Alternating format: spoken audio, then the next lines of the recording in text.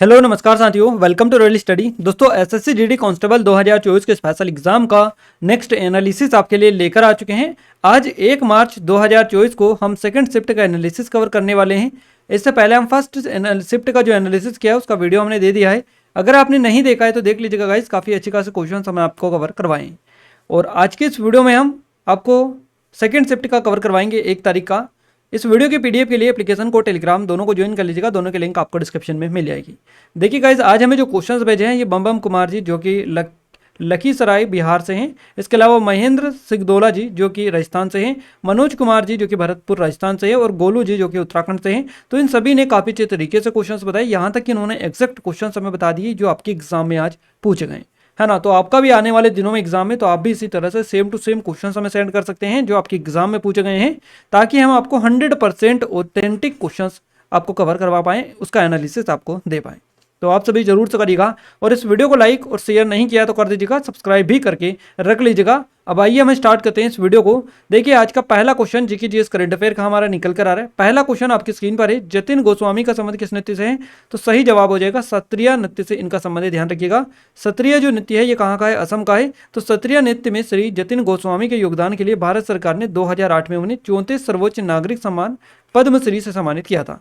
तो क्वेश्चन इस तरह से भी अगर बने कि सत्रिया नृत्य में किसके योगदान के लिए 2008 में जो है पद्मश्री से सम्मानित किया गया, किसे सम्मानित किया गया? जतिन गोस्वामी आपका करेक्ट आंसर इसका होना चाहिए, है ना। तो इस तरह के क्वेश्चंस आपके एग्जाम में बनते हैं और आपको ये पता भी होना चाहिए। सत्रिया नृत्य एक शास्त्रीय नृत्य शैली है जिसकी जो उत्पत्ति है भारतीय राज्य असम में हुई है, और इसकी जो उत्पत्ति है वो ये किसके भक्ति प्रदर्शन से हुई है? तो शंकर देव, श्रीमंत शंकर देव के भक्ति प्रदर्शन से इस नृत्य की उत्पत्ति हुई है। ये क्वेश्चन भी आपका कई बार एसएससी पूछता है। और ये भारत के 8 प्रमुख शास्त्रीय नृत्य शैलियों में से एक है। सत्रिया नृत्य सत्रों के से निकटता से जुड़ा है जो असम में वैष्णव मठ से रिलेटेड है ना। अगला क्वेश्चन है, हरिप्रसाद चौरसिया किससे संबंधित है? कई बार ये क्वेश्चन आपका रिपीट हो रहा है, कई बार पूछा जा चुका है, ऐसा काउंट करना पॉसिबल ही नहीं है पता है, क्योंकि आपको पता होना चाहिए इस तरह के क्वेश्चंस काफ़ी ज़्यादा ऑलरेडी आपको मिल रहे हैं। लगातार जिस दिन से एग्जाम स्टार्ट हुई है उसी दिन से हम आपको बता रहे हैं कि ये अच्छे से याद कर लीजिएगा आपके आ रहे क्वेश्चन। आई थिंक आप सभी ने 100% हम कह सकते हैं कि आपने इसको क्लिक कर ही लिया होगा सभी ने। हरिप्रसाद चौरसिया का संबंध हो जाएगा बांसुरी से। हरिप्रसाद चौरसिया का जन्म हुआ 1 जुलाई 1938 को।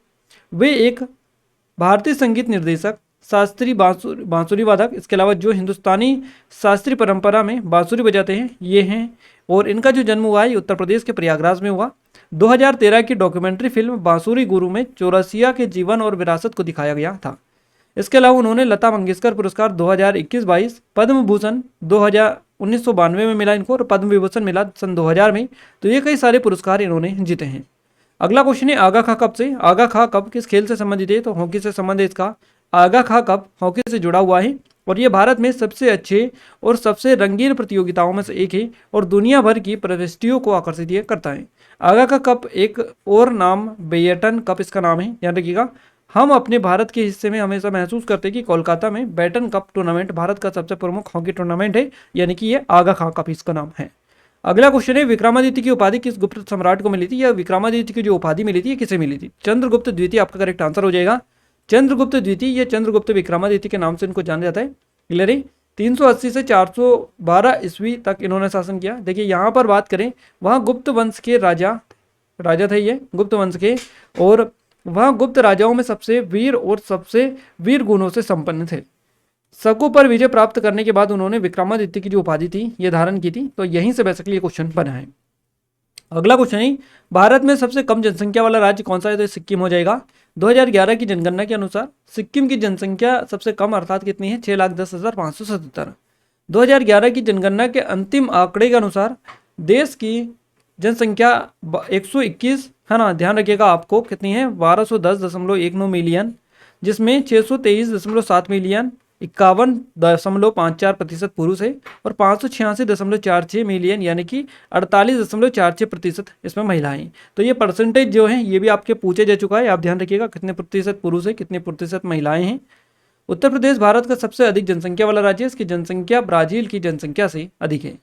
अगला क्वेश्चन है, वर्तमान में विश्व बैंक का अध्यक्ष कौन है? तो अजय बंगा आपका करेक्ट आंसर हो जाएगा। ये क्वेश्चन आपसे बनाए। अजय पाल सिंह बंगा विश्व बैंक के वर्तमान में अध्यक्ष और मुख्य कार्यकारी अधिकारी यानी CEO ये हैं, है ना, अध्यक्ष और CEO। अजय बंगा ने 2 जून 2023 को विश्व बैंक समूह के अध्यक्ष के रूप में पदभार संभाला है इन्होंने। विश्व बैंक क्या है, तो ये एक विशिष्ट संस्था है। विश्व बैंक एक विशिष्ट संस्था है। इसका मुख्य उद्देश्य सदस्य राष्ट्रों को पुनर्निर्माण और विकास के कार्यों में आर्थिक सहायता प्रदान करना है। आर्थिक सहायता से मतलब है इनको ऋण वगैरह देने का काम ये करती है। विश्व बैंक समूह 5 अंतर्राष्ट्रीय संगठनों का एक ऐसा समूह है जो सदस्य देशों को वित्त और वित्तीय सलाह देता है। इसका मुख्यालय वाशिंगटन डीसी अमेरिका में है और इसकी स्थापना हुई थी 1944 को 1944 को। अगला क्वेश्चन है 2023 में प्रधानमंत्री नरेंद्र मोदी ने कितनी वंदे भारत ट्रेनों का उद्घाटन किया, तो इन्होंने 9 वंदे भारत ट्रेनों का उद्घाटन किया 24 सितंबर 2023 को। प्रधानमंत्री नरेंद्र मोदी ने 24 सितंबर 2023 को वीडियो कॉन्फ्रेंसिंग के माध्यम से 9 वंदे भारत ट्रेनों को हरी झंडी दिखाकर रवाना किया और ये नई वंदे भारत ट्रेनें देश भर में कनेक्टिविटी में सुधार, रेल यात्रियों को विश्व स्तरीय सुविधाएं प्रदान करने में, इसके अलावा प्रधानमंत्री के दृष्टिकोण को साकार करने की दिशा में काम एक कदम है। प्रधानमंत्री मोदी द्वारा उद्घाटित 9 और नए वंदे भारत ट्रेनों से अब देश में कुल जो प्रचलित वंदे भारत ट्रेनों हैं इनकी संख्या 34 हो गई है, 34 हो गई, क्योंकि 25 वंदे भारत ट्रेनें विभिन्न राज्यों और केंद्र शासित प्रदेशों में पूर्व से ही लोगों की सेवा में हैं। अगला क्वेश्चन है क्रिकेट में गुल्ली कहाँ होती है, तो ये 2 छोटे स्टिक में से एक है और जो 3 स्टंप होते हैं उनके ऊपर एक विकेट बनाने के लिए रखा जाता है, उसको ही बेसिकली गुल्ली बोला जाता है। क्रिकेट के खेल में ये बेसिकली होती है, तो आप ध्यान रखिएगा।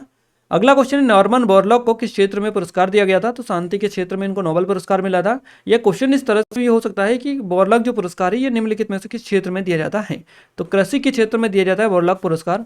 बोरलॉग पुरस्कार एक उर्वरक कंपनी कोरोमंडल इंटरनेशनल द्वारा प्रदान किया जाता है। यहाँ पुरस्कार भारतीय वैज्ञानिकों को उनके अनुसंधान और कृषि और पर्यावरण के क्षेत्र में योगदान के लिए दिया जाता है। यह पुरस्कार 1972 में बनाया गया था और नोबेल पुरस्कार विजेता और हरित क्रांति के जनक नॉर्मन बोरलॉग के सम्मान में सम्मानित ये नामित किया गया है। तो भारत में हरित क्रांति के जनक कौन है, इनका नाम है MS स्वामीनाथन और विश्व में हरित क्रांति के जनक है नॉर्मन बोरलॉग, तो इनका नाम आप जरूर से याद रखिएगा।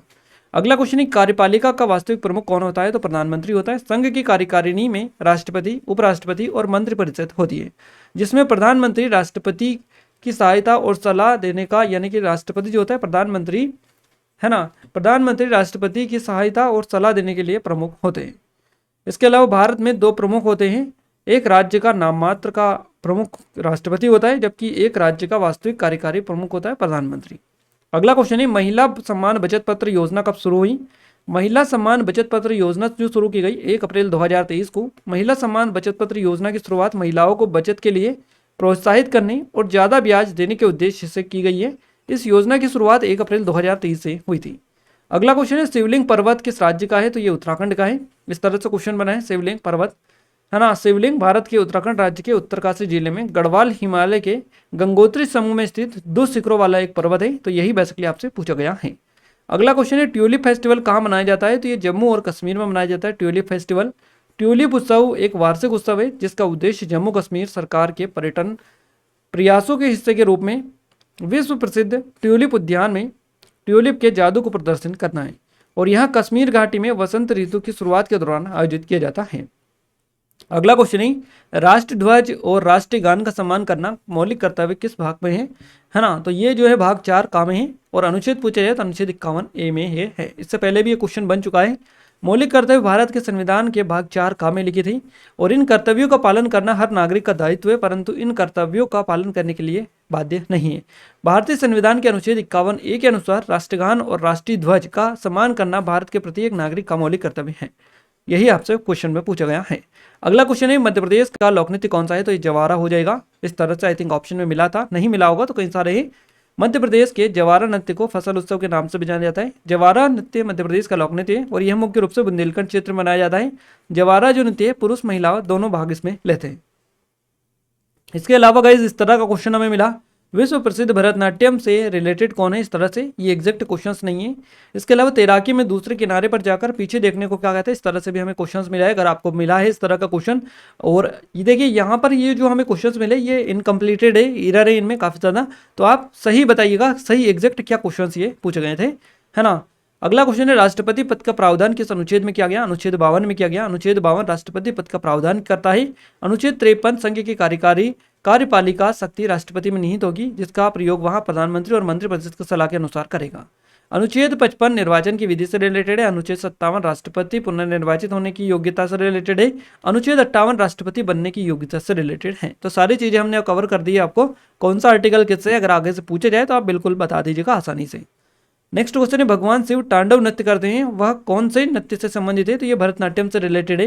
कर्नाटक के बादामी गुफा मंदिरों में 7वीं शताब्दी में भगवान शिव की एक मूर्ति है 7वीं शताब्दी की, जिसे तांडव नृत्य करते हुए नटराज के रूप में चित्रित किया गया है। मूर्ति की 18 भुजाएं उन मुद्राओं को प्रकट करती है जो भरतनाट्यम का एक हिस्सा है और नृत्य स्वरूप सदिर यानी कि भरतनाट्यम के अग्रदूत के रूप में काम करता है, कार्य करता है। तो ये क्वेश्चन आज बने थे। इसके अलावा भरतनाट्यम कथकली से और भी आपका क्वेश्चन बना था, ये भी एग्जैक्ट हमें नहीं मिल पाया है। तो आज के 2 से 3 क्वेश्चंस में डाउट है हमें, उस वजह से हमने इनके आंसर नहीं बता पाए, क्योंकि हमें एग्जैक्ट क्वेश्चन ही ये नहीं मिल पाए कि क्या आपकी एग्जाम में पूछे गए थे। जिन लोगों को पता है इन क्वेश्चनों का आंसर वो कमेंट में कमेंट करके जरूर से बताएगा, ताकि हम आपको कमेंट बॉक्स में सटीक आंसर दे पाएँ। क्लियर है? ये टेस्ट सीरीज से हमारी एनरोल नहीं किया तो करेगा, काफ़ी अच्छी है और बिल्कुल फ्री कर दी गई है। ओनली पोर्टल चार्ज आपका लगेगा और कोई भी चार्ज आपका नहीं लगेगा। हिंदी की बात करें, हिंदी का पहला क्वेश्चन है सादगी का विलोम, तो चकाचौंध हो जाएगा। तालाब का पर्यायवाची पूछा है तो तालाब का जलाशय, जलवान, पोखरा, पुष्कर, सर और सरोवर, ये सारे हो जाएंगे। जो बीत गया है उन्हीं शब्द के लिए एक शब्द कौन सा हो जाएगा? अतीत हो जाएगा। मित्रता का विलोम शत्रुता हो जाएगा। तत्सम तद्भव से 2 क्वेश्चन आपके पूछे।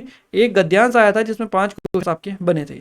वाक्य शुद्ध से क्वेश्चन आपको बनाए। अनिकार्ति से 1 क्वेश्चन, रिक्त स्थान से क्वेश्चन बनाए, पर्यायवाची से क्वेश्चन बना, मुहावरे से 2 क्वेश्चन बना, विलोम शब्द से 2 क्वेश्चन बना, लोकोक्ति भी आपकी आई थी। अगर बात करें मैथ्स में गाइस तो औसत से 2 क्वेश्चन है, एसआईसीआई से 2 क्वेश्चन, नंबर सिस्टम से 1 क्वेश्चन, सरलीकरण से 2 क्वेश्चन, मेंसुरेशन यानी क्षेत्रमिति से 1 क्वेश्चन पूछा गया, प्रतिशत से 2 क्वेश्चन पूछे गए, लाभानी से 3 क्वेश्चन, समय कार्य से 2 क्वेश्चन, रेलगाड़ी से क्वेश्चन आपका बना, चाल दूरी से 1 क्वेश्चन, एलसीएम एचसीएफ से क्वेश्चन है, अनुपात से 1 क्वेश्चन है, आयु से 1 क्वेश्चन, विभाजित वाले क्वेश्चन भी बने हैं।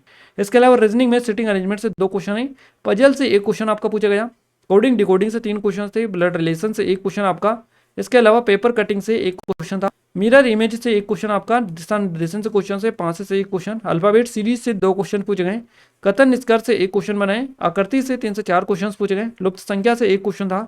इसके अलावा नंबर सीरीज से आपके 2 क्वेश्चन पूछे गए, प्रायिकता से भी आपका 1 क्वेश्चन बनाए, है ना। तो यहाँ पर जीके हिंदी मैथ्स और रीजनिंग यानी कि ये जो 4 सब्जेक्ट आपके एग्जाम में आज पूछे गए, इन चारों के जितने भी क्वेश्चंस बने हैं हमने सारे का पैटर्न आपको बता दिया कि किस तरीके से आज के आपके क्वेश्चंस बने, यहाँ तक कि पूरे के पूरे विद आंसर हमने आपको जितने मिल पाए सारे बताने में आपकी हेल्प की है।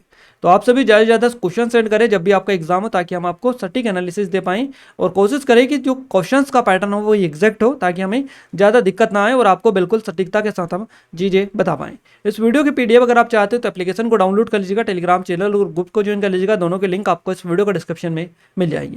क्लियर है गाइस? साथ ही आप सभी से रिक्वेस्ट है कि वीडियो को लाइक कर दीजिए, चैनल को सब्सक्राइब नहीं किया तो सब्सक्राइब करके बेल आइकन को ऑल पर सेलेक्ट कर दीजिएगा, ताकि जो भी नया वीडियो आए सबसे पहले आप सभी के पास में पहुंच पाए। तो मिलते हैं हमारे नेक्स्ट स्टडी वीडियो में, तब तक के लिए जय हिंद, वंदे मातरम।